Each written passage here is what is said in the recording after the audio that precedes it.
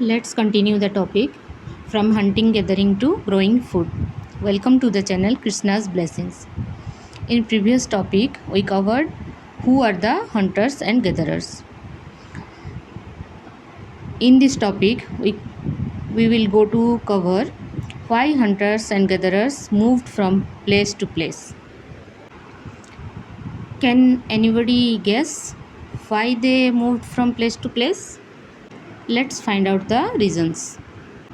Number 1, if they had stayed at one place for a long time, they would have eaten up all the available plant and animal resources. अब इस point को थोड़ा describe करने की कोशिश करते हैं. चलिए, 2 मिलियन ईयर्स एगो सिचुएशन कैसा था? तब कोई भी फार्मिंग नहीं होता था. एट दैट टाइम अगर वो लोग एक ही प्लेस पर एक लॉन्ग टाइम के लिए स्टे करते हैं, they would have eaten up all the available plant, animals and all the resources. इसका मतलब है वो वहीं पर जो उसी प्लेस में जितना भी अवेलेबल प्लांट्स होगा, एनिमल्स होंगे, तो वो लोग गैदरिंग करके ला के खाते हैं और शिकार करते हैं, हंटिंग करते हैं. ओके, जो भी रिसोर्सेस उन लोगों के आसपास में होता था, चाहे तो वो शिकार करने के लिए हो या फिर गैदरिंग करने के लिए हो, वो धीरे धीरे करके ख़त्म होने लगता था. ये एक रीज़न हो गया. फिर हम लोग सेकेंड रीज़न देखते हैं. नंबर टू में क्या होता है? Animals move from place to place. इसका मतलब क्या हो गया? Suppose in a particular place ये हंटर गैदरर्स कम्युनिटी रह रहे हैं, अपना गुजारा कर रहे हैं. किस पर निर्भर करके? जो अपने आसपास के एनिमल्स होते हैं या फिर प्लांट्स होते हैं, इन दोनों चीज़ के ऊपर वो लोग डिपेंडेंट रहते हैं. लेकिन एनिमल्स तो प्लांट्स मूव नहीं कर सकते, लेकिन एनिमल्स क्या होता है, एक जगह पर नहीं टिकते हैं. आज यहाँ उनके एनवायरनमेंट के अकॉर्डिंगली उन्हें जहाँ पर खाना मिलता है उसी दिशा में वो लोग चल पड़ते हैं. कभी किसी एनिमल्स को कहीं पर रहना है, अगर यहाँ वहाँ पर उस एनिमल का खाने का जो रिसोर्सेस होता है वो ख़त्म हो गया, तो वो दूसरे जगह पर चले जाता है. So it's a major cause, क्योंकि एनिमल्स अपने खाने के लिए एक से दूसरे जगह पर मूव करते रहते हैं, तो उन एनिमल्स को फॉलो करके हंटर गैदरर्स कम्युनिटी भी one place to another place move करते रहते हैं. तो अभी नेक्स्ट पॉइंट देखेंगे. Number 3, plants and trees bear fruits in different seasons.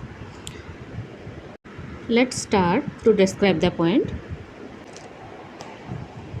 Different seasons में डिफरेंट प्लांट्स और ट्रीज़ में फ्रूट्स आते हैं. जैसे कि समर्स में mango.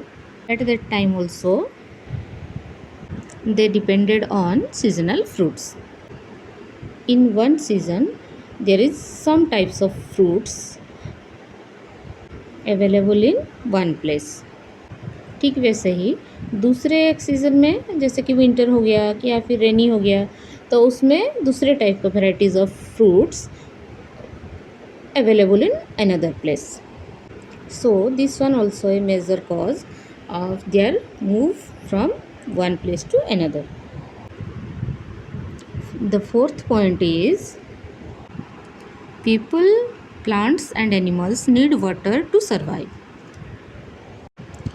We all know that water is a basic need of us.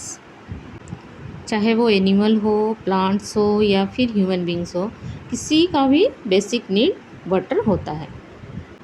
किसी को कम पानी चाहिए होता है, किसी को ज़्यादा पानी चाहिए होता है, but water is a basic need of all. So early humans also needed water. So वो लोग वाटर के खोज में रिवर्स को खोजने लगे. रिवर्स या फिर कोई भी नेचुरल रिसोर्सेस हो गया, वाटर का, उसके तक वो लोग पहुंचने की कोशिश करते रहे। इस वाटर की खोज उन लोगों को नदियों के पास लेके गया।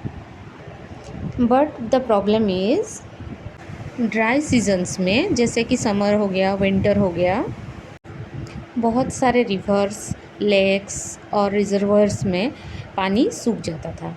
तो फिर से वो लोग पानी की खोज में one place to another place को मूव करते रहते थे। ये जो ड्राई सीजन्स होते हैं, इसमें some wild animals like deer, wild cattles, goats also पानी के खोज में एक जगह से दूसरे जगह होते रहते थे। तो अर्ली ह्यूमंस सरवाइव करने के लिए वाटर एंड हंटिंग करने के लिए एनिमल्स, इन दोनों की खोज में वो लोग माइग्रेट करते रहते थे one place to another. This topic is based on NCERT syllabus. Thank you so much for watching. If you like the video, please like, share and subscribe. And please comment आप सब कहाँ से देख रहे हैं, ये जानना मेरे लिए बहुत ज़रूरी है। Thank you once again.